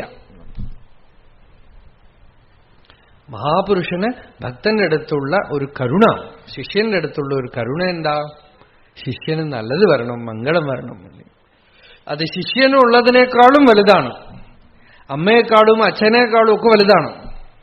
അമ്മയ്ക്കും അച്ഛനും ഒക്കെ എന്താ അറിയാം, കുട്ടിക്ക് പണം സമ്പാദിക്കണം, ജോലി കിട്ടണം, അമേരിക്കയിൽ പോകണം, കുറച്ച് കഴിഞ്ഞാൽ പിന്നെ തിരിച്ചു വരണില്ല. നിങ്ങളെ കൊണ്ട് ആര് പറഞ്ഞേക്കാൻ പറഞ്ഞു? നിങ്ങളാണ് എല്ലാം ചെയ്ത് അവനെ പിടിച്ച് ദുരിതത്തിൽ തള്ളിവിട്ടു. ഇപ്പൊ അവന് നിങ്ങളുടെ അടുത്തുള്ള വെഞ്ചൻസ് ആണ്, തിരിച്ചു വരണേയില്ല. എന്ത് ചെയ്യാൻ പറ്റും? നമ്മൾ നല്ലതാണോ ചെയ്യണത്, ഇഷ്ടം കൊണ്ടാണ് ചെയ്യണത്, പക്ഷെ ഹിതമല്ല. ഹിതം എന്താണെന്ന് ചിന്തിക്കാനുള്ള ഇന്റലിജൻസ് നമ്മൾക്കും ഇല്ല, ആ കുട്ടിക്കുമില്ല, സമൂഹത്തിനുമില്ല. ഈ വെള്ളിയാഴ്ച ചന്തയ്ക്ക് കൊണ്ടുപോകുന്ന പോത്തുപോലെ കൂട്ടം പോണ സ്ഥലത്തേക്ക് പോവുക, അത്ര തന്നെ. ആ പോത്തിനെ മാറ്റി നിർത്തി നോക്കൂ, നിൽക്കില്ല. അത് ആ കൂട്ടത്തിൽ പോയി പഴക്കാണത്. അവിടെ കൊണ്ടുപോയിട്ട് കശാപ്പ് കടയ്ക്കാണ് പോണതെങ്കിലും പോത്തിന് ആ കൂട്ടം വിട്ട് നിൽക്കാൻ അറിയില്ല. ആ കൂട്ടത്തിൽ കൊണ്ടുപോയി ഓരോ പോത്തിനെ വെട്ടുമ്പോഴും മറ്റു പോത്തുകൾ നിന്ന് നോക്കിക്കൊണ്ടേയിരിക്കും, അറിയില്ല. ഇതാണ് സൊസൈറ്റിയുടെ മൂവ്മെന്റ് അല്ലേ? എവിടെയൊക്കെ പോണു, എന്ത് ബ്ലണ്ടറാണ് ചെയ്യുന്നത്. സ്പിരിച്വൽ ഇൻസ്റ്റിറ്റ്യൂഷൻസ്, ഓർഗനൈസേഷൻസ് എന്ന് പറയുന്ന ആളുകൾ പോലും ഇതിൽ വ്യത്യസ്തമല്ല. അവരും ലൗകിക മനുഷ്യരാണ്, അവരുടെ ആരാധനാ ദൈവങ്ങൾ. അവർക്ക് ഋഷികളും അധ്യാത്മാചാര്യന്മാരും ഒക്കെ പോയി. അവർക്ക് ഈ സമൂഹത്തിലുള്ള, വീണ്ടും നമുക്ക് സമൂഹത്തിന്റെ റെക്കഗ്നിഷനാണ് നമുക്ക് മുഖ്യം. നമ്മളുടെ അന്തര്യാമിയോ ഋഷികൾ പറഞ്ഞ മാർഗമോ ഒന്നുമല്ല നമുക്ക് മുഖ്യം. ഇപ്പോഴും നമുക്ക് മുഖ്യം എന്താ? സൊസൈറ്റിയിൽ നിന്ന് നമുക്ക് പേര് കിട്ടണം, സൊസൈറ്റിയിൽ നമ്മളെ നല്ലത് പറയണം. സമൂഹം is filled with ignorant people who don't know anything about higher values. അവരെ പുകഴ്ത്തണം എന്ന് പറഞ്ഞാണ് അധ്യാത്മ ഇൻസ്റ്റിറ്റ്യൂഷൻസ് നടക്കുന്നത്. അതാണ് അന്ധപരമ്പരേയം സംസാരസരണി, കുരുടന്മാരുടെ ഘോഷയാത്ര. കണ്ണു കാണാത്തവരുടെ കൂട്ടമായിട്ടുള്ള യാത്ര. എവിടെ പോയി നിൽക്കും? ഹിതകാമന ആർക്കില്ല. ഹിതമറിയുന്ന ഋഷികൾ പറയുന്നു, വേദം പറയുന്നു, അതൊക്കെ പറയുന്നു. നമ്മളെ കൊണ്ട് പാവോ? വിട്ടു നിൽക്കാൻ വയ്യ. മാസ് എന്ന് നമുക്ക് we cannot go out. Mass എവിടെ പോണു അവിടെയാണ്. മാസിനൊരു എനർജി ഉണ്ട്, ഒരു ഫോഴ്സ് ഉണ്ട്. It will compel you to cooperate. You'll be forced to enter it. അലവെള്ളം പോലെയാണത്, അടിച്ചുകൊണ്ട്.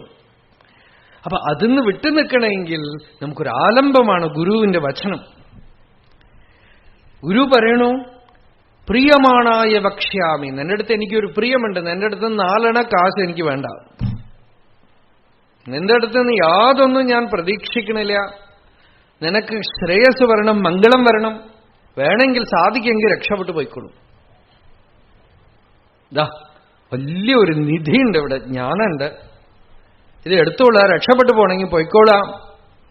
നിനക്ക് ഹിതം, ശ്രേയസ് വരണം, ശുഭം വരണം എന്ന് പറഞ്ഞുകൊണ്ട് മാത്രം ഈ ചില വാക്കുകൾ ഞാൻ പറയുന്നു. പ്രൗഢ നിജാനുഭൂതി ഗളിത ദ്വൈതേന്ദ്രജാലോ ഗുരുഃ ഗൂഢം ഗൂഢമഘൗഗ ദുഷ്ടകുധിയാം സ്പഷ്ടം സുധീശാലിനാം സ്വാന്തേ സമ്യഗിഹാനുഭൂതമപി സച്ഛിഷ്യാവബോധായ തത് സത്യം സംസ്മൃതവാൻ സമസ്തജഗതാം നൈജം നിജാലോകനാത്. സദ്ഗുരു ഈ ശിഷ്യനെ അനുഗ്രഹിക്കാനായിട്ട് താൻ ഹൃദയത്തിൽ അനുഭവിച്ചിരിക്കുന്ന സത്യത്തിനെ ഓർത്തു പുറമേക്ക് പറഞ്ഞു എന്നാണ്. മാത്രാസ്തുതേ സംശയ.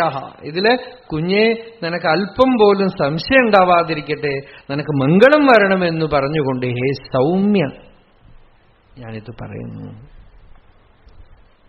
ചിലപ്പോ ചീത്ത പറയും, അതും കരുണ കൊണ്ടാണ് അല്ലേ.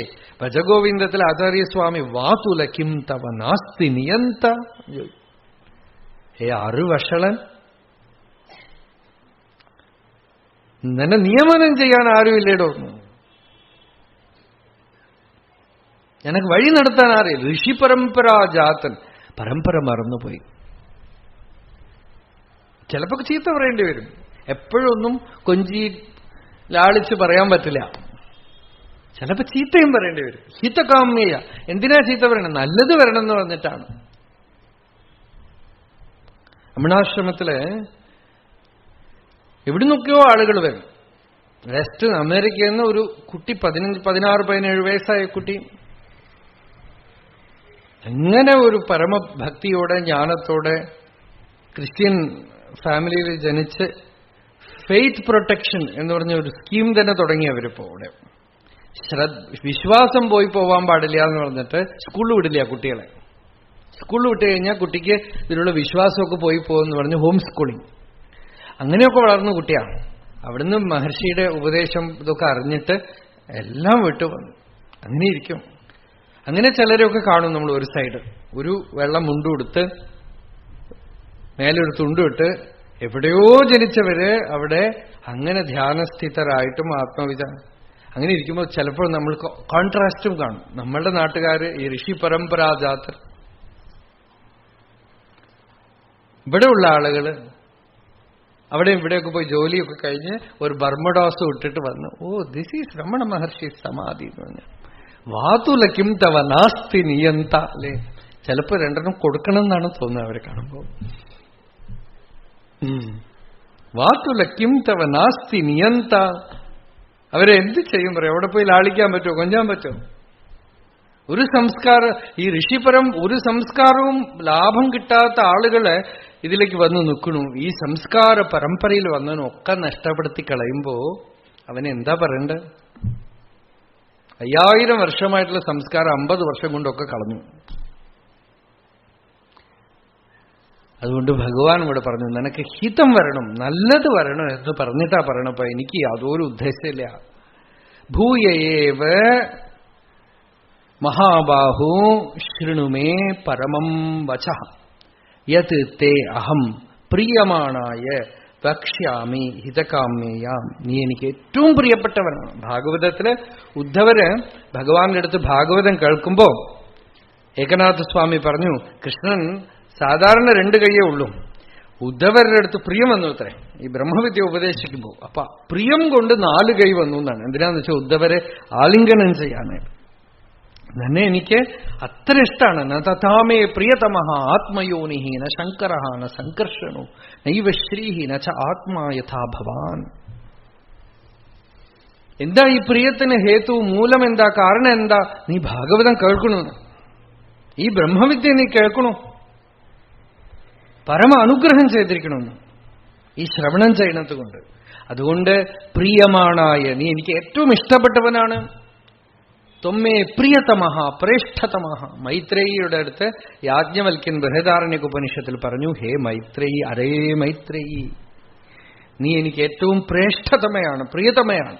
എന്താന്ന് വെച്ചാൽ ഈ ബ്രഹ്മവിദ്യ ചോദിച്ചുവല്ലോ. യത്തേഹം പ്രിയമാണായ വക്ഷ്യാമി ഹിതകാമയ. നമാം ഇവിടെ പറഞ്ഞ് ഭഗവാൻ എനിക്ക് പറയാം എന്ന് പറഞ്ഞ് ഈ വിഭൂതി യോഗത്തിനെ ആരംഭിക്കുകയാണ്. അർജുനന് ഭഗവാന്റെ സ്വരൂപജ്ഞാനം ഉണ്ടാവണം, ഭഗവത് സാക്ഷാത്കാരം ഉണ്ടാവണം. അപ്പൊ ഭഗവാൻ പറയാണ്, അർജുന, എന്നെ അറിഞ്ഞവരാരാ ഉള്ളത്? നമേ വിദുഹു സുരഗണാഃ പ്രഭവം ന മഹർഷയഃ അഹമാദിർഹി ദേവാനാം മഹർഷീണാം ച സർവശഃ.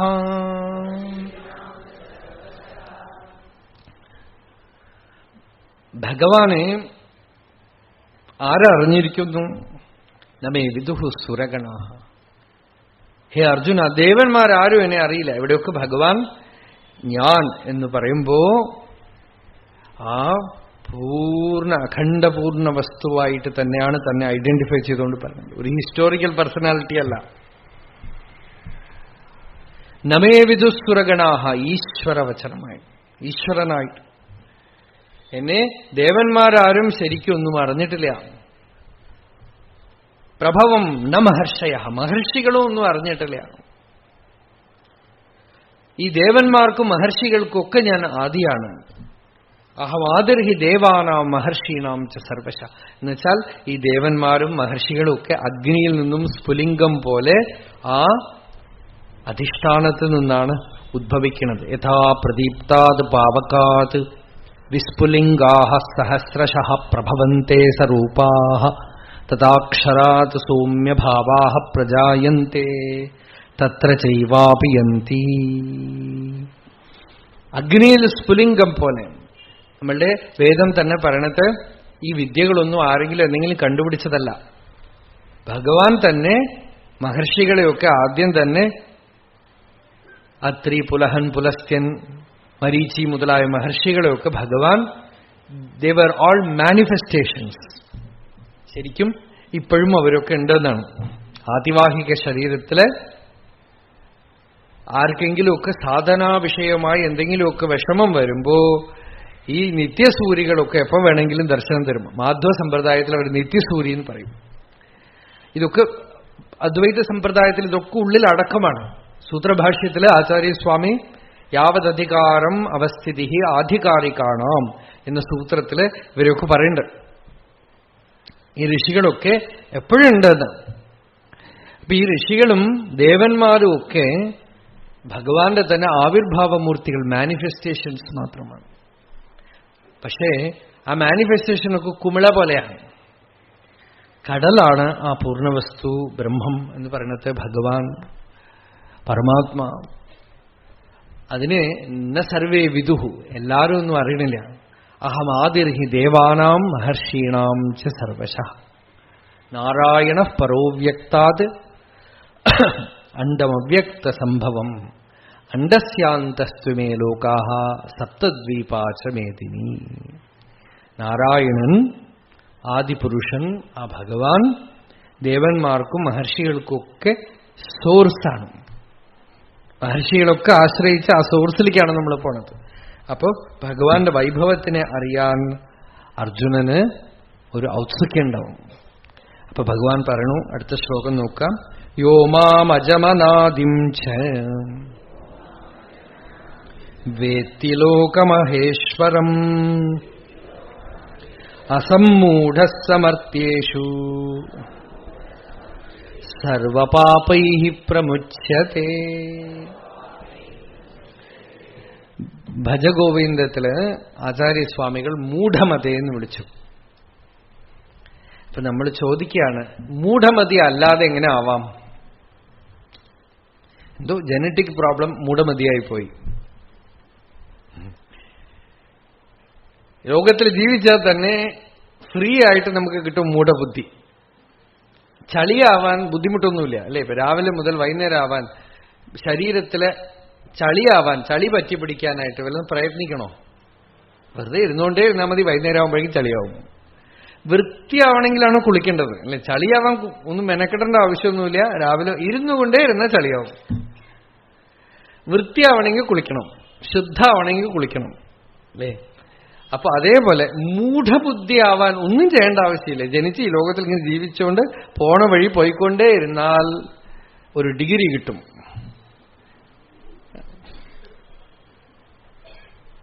മൂഢബുദ്ധി ഗ്രാജുവേഷൻ, മൂഢബുദ്ധിയിൽ പോസ്റ്റ് ഗ്രാജുവേഷൻ, മൂഢബുദ്ധിയിൽ PhD, ഇങ്ങനെ പോയിക്കൊണ്ടേയിരിക്കാം നമുക്ക്. ഈ മൗഢ്യം എങ്ങനെ പോകും? മൂർഖത, അജ്ഞാനം എങ്ങനെ പോകും? യോമാമേവം അസമ്മൂഢ ഏവം മാം യോ ജാനാതി, എന്നെ ഇങ്ങനെ അറിയണം എന്നാണ്. എങ്ങനെ? അസമ്മൂഢ, അവൻ മൂഢനല്ല. ആരാ? വേത്തി ലോകമഹേശ്വരം.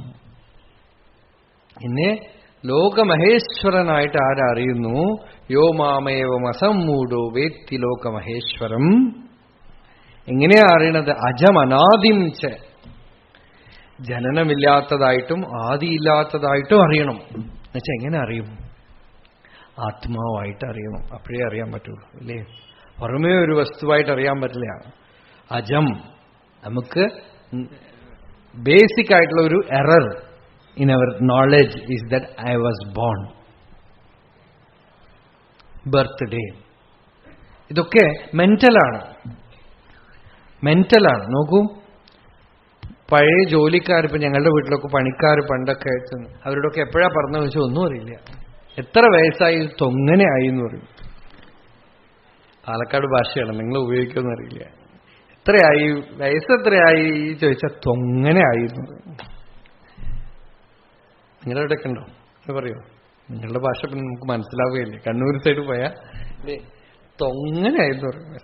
എത്ര വയസ്സ് ആർക്കും അറിയില്ല. ധാരാളമായി എന്നർത്ഥം. വയസ്സും അറിയില്ല, പറഞ്ഞതും അറിയില്ല, ഏത് സമയമാണെന്ന് അറിയില്ല. ഇതൊക്കെ കുറച്ച് ബുദ്ധിയും മനസ്സും ഉപയോഗിച്ച ആളുകളാണ് ഇന്ന ഡേറ്റ്, ജാതകം, നക്ഷത്രം. ഇപ്പൊ ബർത്ത്ഡേ, അതിപ്പോ മൊബൈലുകാർക്ക് മുഴുവൻ നമ്മുടെ ബർത്ത്ഡേ അറിയാം, കമ്പനിക്കാർക്കൊക്കെ അറിയാം, സകല ആളുകൾക്കും അറിയാം.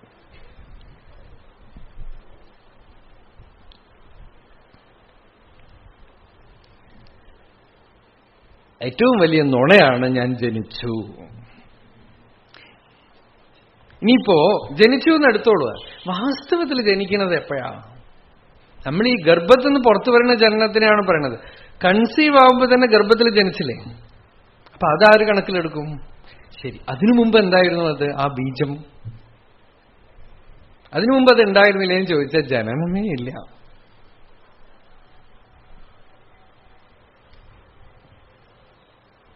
ആർക്കെങ്കിലും ജനിച്ചത് ഓർമ്മയുണ്ടോ? അഥവാ ജനിച്ചത് means what does it mean? Is it your happening? ഞാൻ ഉണ്ട് എന്നുള്ള അനുഭവം ഒരു ദിവസം പെട്ടെന്ന് ഉണ്ടാവുകയാണോ? അഥവാ ആ അനുഭവം ഇല്ലാത്തൊരു സ്റ്റേറ്റ് ഉണ്ടോ? ഗീത തുടങ്ങുന്നതേ ഭഗവാൻ അങ്ങനെയാണ്. നമ്മളാരും ഇല്ലാത്തൊരു സ്ഥിതി ഇല്ല, ഇല്ലാത്തൊരു സ്ഥിതി വരാൻ പറ്റില്ല, എപ്പോഴും ഉണ്ടായിക്കൊണ്ടേയിരിക്കുന്നു. ന അസതഃ വിദ്യത്തെ ഭാവഃ ന അഭാവോ വിദ്യത്തെ സതഃ. സത്തിന് അഭാവമില്ല. ഞാൻ ഉണ്ട് എന്നുള്ള അനുഭവം, ഉണ്മ, അസ്തിത്വം, ഇരുപ്പ്, നിലനിൽപ്പ്, ബോധം, നിരന്തരം അതിന്റെ സ്വരൂപം തന്നെ ഉണ്മയാണ്. സത്ത്, ചിത്ത്, സുഖം. സത്തയാഹി ചിത്, ചിത്തയാഹി അഹം. സത്ത് തന്നെ ചിത്ത്, ചിത്ത് തന്നെ അഹം. അതെപ്പോഴും ഉണ്ട്. അത് അജം. ഈ ഞാൻ എന്ന് പറയുന്ന അനുഭവത്തിന്റെ സ്വരൂപം തന്നെ അതാണ്. അതിനെ അറിയുമ്പോൾ അജം. അത് എപ്പോ തുടങ്ങി? അനാദി. അതെന്താണ് അതിന്റെ ലോകമഹേശ്വരം? അത് ഈ ഞാനെന്ന് പറഞ്ഞ ഈ ജീവനൊന്നുമല്ല. ആ വസ്തുവിലാണ് ഞാൻ എന്ന് പറയുന്ന അഹന്ത ദേവതയായിട്ടോ ഋഷിയായിട്ടോ മനുഷ്യനായിട്ടോ പ്രാണികളായിട്ടോ ഒക്കെ ഉദിച്ച് നിന്ന് അസ്തമിക്കുന്നത്. അഹമാദിർഹി ദേവാനാം മഹർഷീണാം ച. അതാണ് ആദിബീജം. തുക്കാറാമിന്റെ ഒരു അഭംഗുണ്ട്, ആദി ബീജ ഏകഹേ അല്ലെ. ആദിബീജം, ഏകമായ അദ്വയമായ ബീജം. ബീജം മാം സർവഭൂതാനാം വിദ്ധി പാർത്ഥ സനാതനം. ആ സനാതനമായ ബീജം അത് എല്ലാവരുടെ ഉള്ളിലുണ്ട്, അന്തര്യാമിയായിട്ടുണ്ട്, ബോധമായിട്ടുണ്ട്. അതിലാണ് ഈ അഭിമാനം എന്ന് പറയുന്ന വ്യക്തിത്വം, അഹന്ത, ജീവൻ. It happens, it flickers and it disappears. ഉദിച്ചു നിന്നു അസ്തമിക്കുന്നു. ഈ ഉദിച്ചു നിന്ന് അസ്തമിക്കുന്നത് കൊണ്ടൊന്നും ആ ഇരുപ്പിന്, ആ ആദിബീജത്തിന്, ആ ബോധത്തിന് ഒരു മാറ്റവുമില്ല. ഇൻകറപ്റ്റബിൾ. സ്ക്രീനിൽ എന്തൊക്കെ സിനിമ വേണമെങ്കിലും വരട്ടെ, സ്ക്രീനിന് വലുതും ആവോ? സ്ക്രീനിൽ മഴ പെയ്യട്ടെ, സ്ക്രീൻ നനയില്ല. സ്ക്രീനിൽ സിനിമയിൽ തീ പിടിക്കട്ടെ, സ്ക്രീനിൽ തീ പിടിക്കില്ല. സിനിമയിൽ യുദ്ധം നടന്നതുകൊണ്ട് സ്ക്രീൻ ഒന്നും ആവില്ല. അതുപോലെ ആ ഇരുപ്പ്, ഉണർവ്, ബോധം യാതൊന്നുകൊണ്ടും ബാധിക്കപ്പെടാതെ നിൽക്കണു. അത് ഈശ്വരനാണ്, മഹേശ്വരനാണ്. അത് ജീവന്റെ അല്ല. ആ ബോധം എന്ന് പറയണത് ഈശ്വരന്റെ സാന്നിധ്യമാണ്. ജീവൻ അതില് ഉദിച്ച് നിന്ന് ലയിച്ചുകൊണ്ടിരിക്കുന്നു. ജായത്തെ അസ്ഥി വർദ്ധത്തെ വിപരിണമത്തെ അപക്ഷീയത്തെ വിലീയത്തെ ജന്മാദ്യസ്യ യതഃ. അതിൽ ഉദിക്കുന്നു, നിൽക്കണു, അടങ്ങുന്നു, ഉദിക്കണു, നിൽക്കുന്നു, അടങ്ങുന്നു. പക്ഷെ എതിൽ ഉദിച്ചു നിന്ന് അടങ്ങുന്നുവോ ആ അധിഷ്ഠാനം ഉണ്ടല്ലോ, അതിന് ജന്മമൊന്നുമില്ല. അതിന് ഒരു ആരംഭം, ഒരു ബിഗിനിങ് ഒന്നുമില്ല. ടൈം എന്ന് പറയുന്നത് തന്നെ അതിലൊരു തോന്നൽ മാത്രമാണ്. ആരംഭം എന്ന് പറയുന്നത് ടൈമാണ്, കാലമാണ്. കാലം അതിലൊരു തോന്നൽ. കാലം, സ്വഭാവം, പ്രകൃതി, കർമ്മം, ഇതൊക്കെ തന്നെ അതിലൊരു തോന്നലുകളാണ്.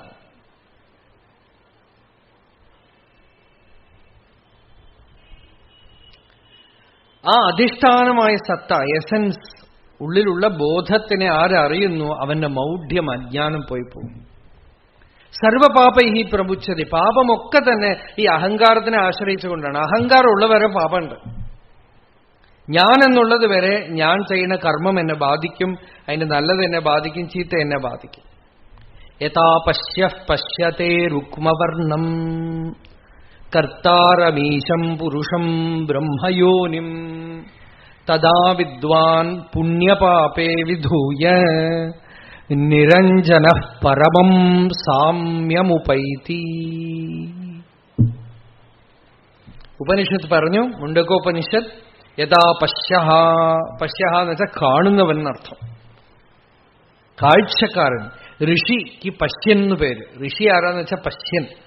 അയാളുടെ ബുദ്ധി പശ്യന്തി ബുദ്ധിയാണ്. അത് കാഴ്ച, സൂക്ഷ്മദർശനം, ക്രാന്തദർശന ബുദ്ധിയാണ്, പശ്യന്തി ബുദ്ധിയാണ്. പശ്യഃ പശ്യത്തെ. തമിഴില് ബ്രാഹ്മണൻ, ഋഷി എന്നുള്ളതിന് വാക്ക് പാർപ്പാൻ.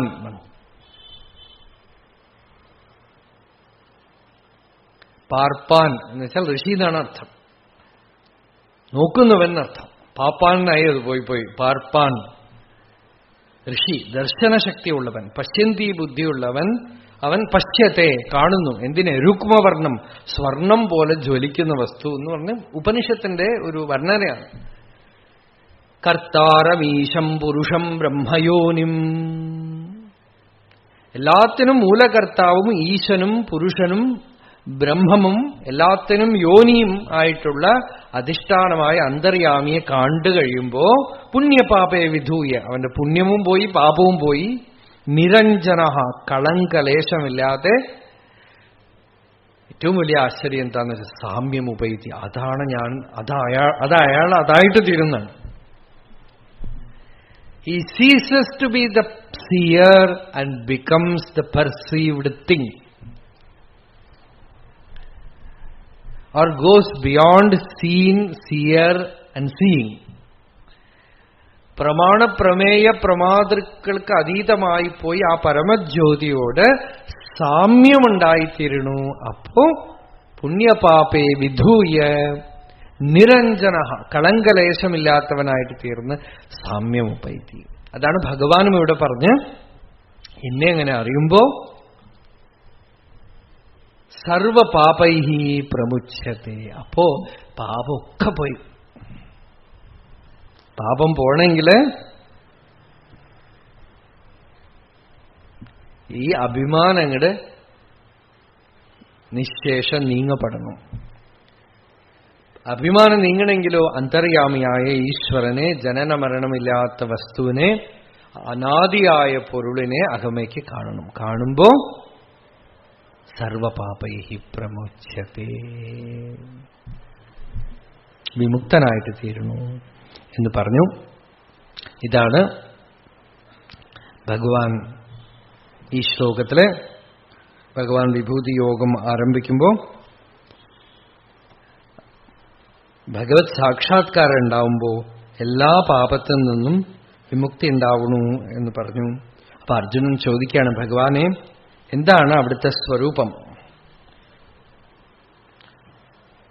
ഈശ്വരൻ, ഈശ്വരൻ എന്ന് വെച്ചാൽ സഗുണബ്രഹ്മം. എല്ലാ ഗുണങ്ങളും അതിനകത്തുണ്ട്. എല്ലാം പിതാഹമസ്യ ജഗതഃ മാതാ ധാതാ പിതാമഹ വേദ്യം പവിത്രം ഓംകാര. നോക്കൂ, ആത്മസാക്ഷാത്കാരം ഉണ്ടായിക്കഴിയുമ്പോ ചിലരുടെയൊക്കെ വിചാരം അയാൾ എന്തോ നിർഗുണ നിരാകാരമായ ഒരു സാധനത്തിനെ സാക്ഷാത്കരിച്ചു, പിന്നെ ഒന്നുമില്ല അയാൾക്ക്. നിർഗുണം എന്ന് വെച്ചാൽ രസസമുദ്രമാണത്. സഗുണം, ത്രിഗുണങ്ങൾ വന്നു കഴിയുമ്പോൾ അത് ഖണ്ഡിക്കപ്പെടും. ത്രിഗുണങ്ങൾ ഇല്ലാത്തത് എന്നാണ് നിർഗുണം എന്നുള്ള വാക്കിന് അർത്ഥം, അല്ലാതെ ഗുണമില്ലാത്തതല്ല, ആനന്ദമില്ലാത്തതല്ല, ത്രിഗുണ ബാധയില്ലാത്തത്. ആത്മാനുഭവം നേടിയ ജ്ഞാനിക്ക് സർവഗുണസ്വരൂപനായ ഈശ്വരൻ തന്നെ ആത്മാവായി പ്രകാശിക്കുമ്പോ അവിടെ there will be completion of all emotions. അതായത് ഇമോഷൻ പറയുന്നത് ഒരു പെർവേഷനാണ്. ജ്ഞാനിയുടെ അനുഭൂതിയിൽ ഇപ്പൊ ഇമോഷൻ എന്ന് പറയുന്നത് തന്നെ ഒരു തരത്തിൽ ഒരു ഭിക്ഷയാണ്. എനിക്കിത് വേണം, അത് വേണം, ആരുടെങ്കിലും സ്നേഹം കിട്ടണം. എന്താണെന്ന് വെച്ചാൽ ഒരു കുറവുള്ളത് കൊണ്ടാണ്. ആരെങ്കിലും സ്നേഹിച്ചിട്ട് വേണം എനിക്കൊരു സന്തോഷം കിട്ടാൻ. ജ്ഞാനിയുടെ നിറവ് അവിടെ പൂർണ്ണമാണ്. പിതാ, മാതാ, ബന്ധു, ദാത എല്ലാം അവിടെ ഉണ്ട്. ഭർത്ത, പിതാഹമസ്യ ജഗതഃ മാതാ ധാതാ പിതാമഹ വേദ്യം പവിത്രം ഓംകാര ഋഗ് സാമൈ ഗതിർ ഭർത്ത പ്രഭു സാക്ഷി. കംപ്ലീഷൻ. നിറയാന്ന് പറഞ്ഞാൽ ലൗകികമായി നമ്മൾ ചെറിയ ചെറിയ പിച്ച എടുക്കണില്ലേ അല്ലേ? അമ്മയുടെ സ്നേഹം, അച്ഛന്റെ സ്നേഹം, മക്കളുടെ സ്നേഹം, പേരക്കുട്ടികളുടെ സ്നേഹം, ഭർത്താവിന്റെ സ്നേഹം, ഭാര്യയുടെ സ്നേഹം, ആരെങ്കിലും നമ്മളെ റെസ്പെക്ട് ചെയ്യണം, അപ്പോൾ സുഖം. ഇതൊക്കെ തന്നെ ആത്മാനന്ദം ഉണ്ടാവാത്തത് കൊണ്ടുള്ള പെർവേഷൻസാണ്. അതില് ഇതിന്റെ മുഴുവൻ കടൽ അവിടെയുണ്ട്, സമുദ്രം അവിടെയുണ്ട്. ഈശ്വര ശരീര സമ്പർക്ക. അവിടെ ആ ഈശ്വര ശരീരത്തില് എല്ലാം അടങ്ങിയിരിക്കുന്നു. അതിനെയാണ് മഹാവിഭൂതി എന്ന് ഭഗവാൻ പറയണത്. ആത്മസാക്ഷാത്കാരം തന്നെ ഈശ്വര സാക്ഷാത്കാരം. പക്ഷെ ആത്മസാക്ഷാത്കാരം സഗുണമായ മണ്ഡലത്തില് ജീവൻ മുക്തൻ ശരീരമണ്ഡലത്തിൽ ഇരിക്കുമ്പോൾ പൂർണ്ണമായിട്ടിരിക്കുന്നു. അവന് ഒരിക്കലും നഷ്ടപ്പെട്ടു പോകാത്ത അമ്മ, അച്ഛൻ, ഭർത്താവ്, ഭാര്യ, മക്കള് എല്ലാം ഉണ്ട്. ഈശ്വരൻ സമ്പൂർണമായും അവന്റെ അനുഭവമണ്ഡലത്തിലുണ്ട്. അതുകൊണ്ട് ആ ഒരു വിഭൂതിയാണ് ഭഗവാൻ തുടർന്ന് വർണ്ണിക്കുന്നത്. ഈ അധ്യായം വളരെ വിശേഷപ്പെട്ടത് അങ്ങനെയാണ്. അത് നമ്മൾ തുടർന്ന് നാളെ രാവിലെ കാണാം.